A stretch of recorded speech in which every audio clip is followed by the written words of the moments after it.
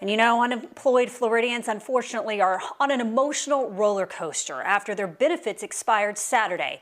Many were relieved to hear that the president had signed the relief bill to extend benefits.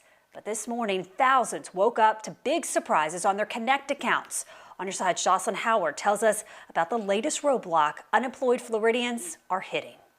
It's an emotional roller coaster. Many unemployed Floridians were relieved that the president signed a COVID relief bill, but hours later came an alarming surprise. The anxiety went up about 10 notches. Tamara Oyarzabal woke up to her claim listed as expired, something unemployment expert Vanessa Brito says is normal. This literally got signed into law a couple of hours ago. It's going to take at least a couple of days to implement. The issue is people were not warned about it. That's when I started to panic. Other people have been switched from their federal program back to state benefits, which they never qualified for. As a result, their claim has been deemed ineligible.